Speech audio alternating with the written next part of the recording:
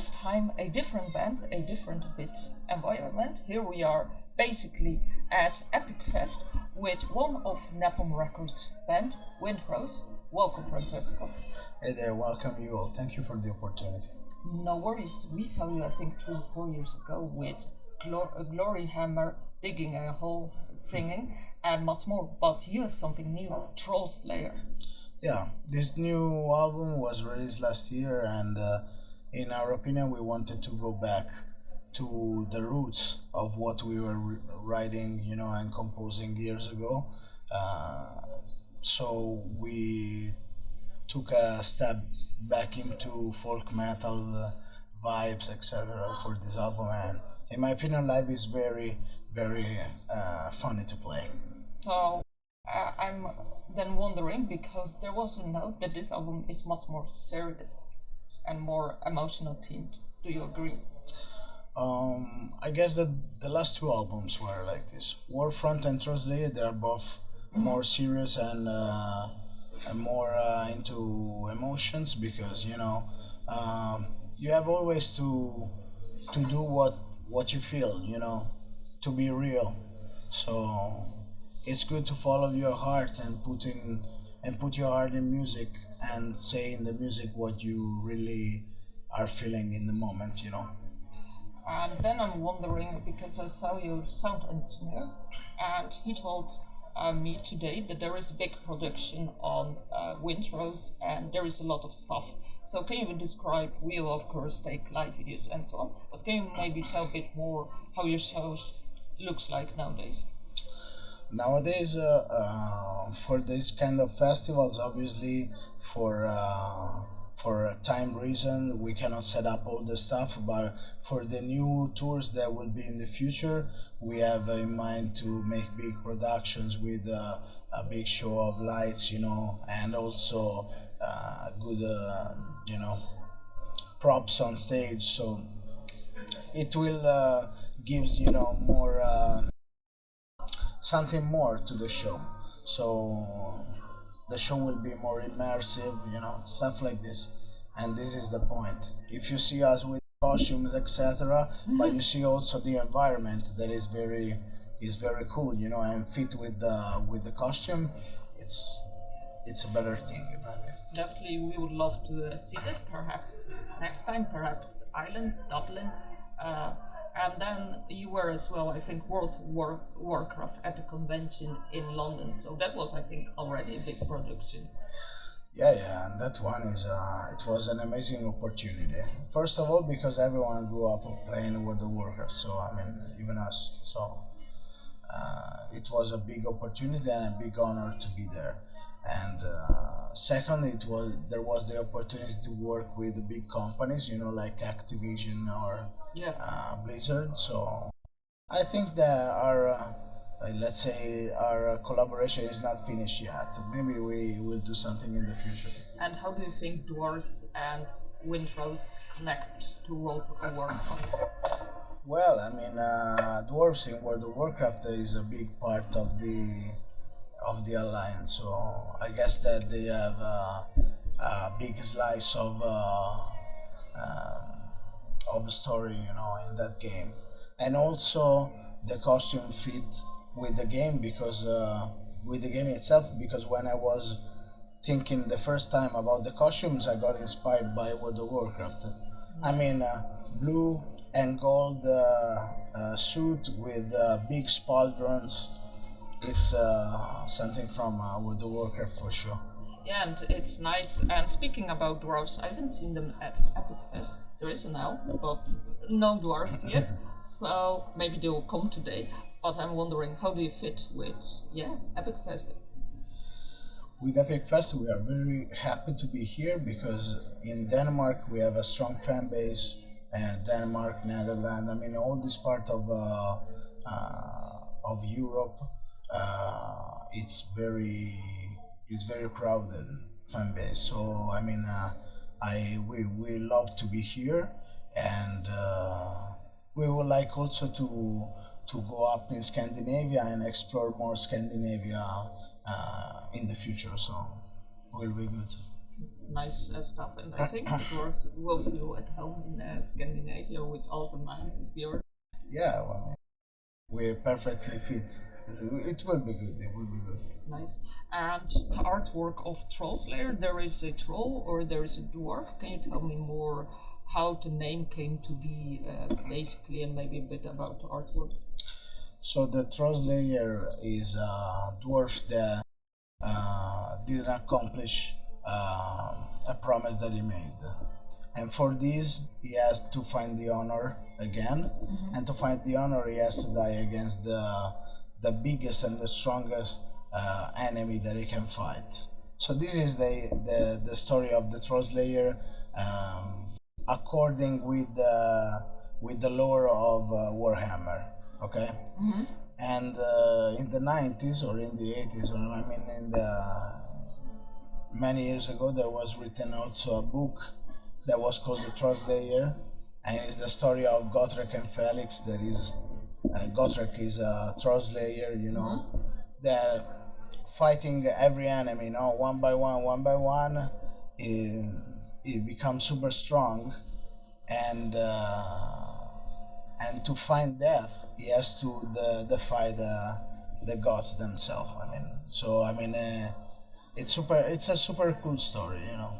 It is certainly, and I think now it fits as well, storytelling and so on at EpicFest, where stories come to life.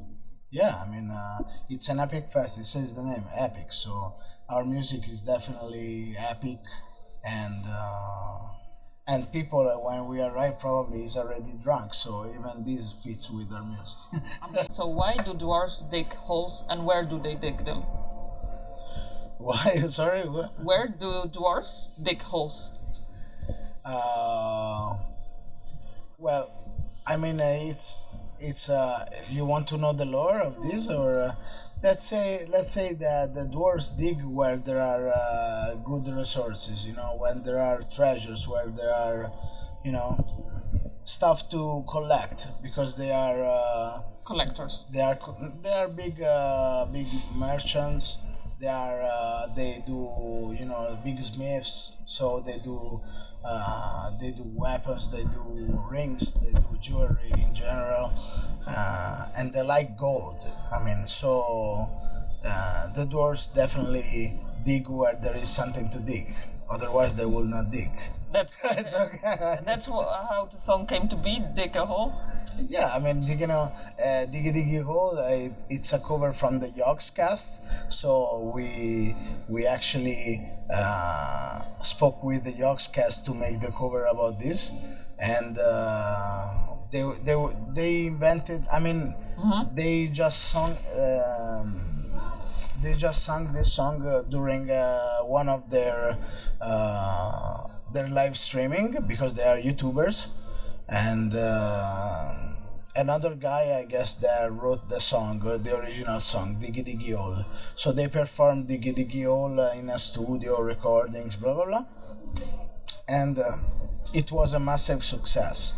And it's about dwarves, so Yeah. we are gamers, we are nerds as well, so we knew that song, you know, and randomly sometimes at the shows it was starting from the crowd, you know, singing Diggy Diggy All. And at some point we say, you know what, we should make the cover of this, a metal cover. So we spoke with them and we found a deal, and that's it. Amazing. So dwarves like holes, basically. So what treasure did you find in the hole? Your biggest one? The biggest treasure? Yeah, in the hole.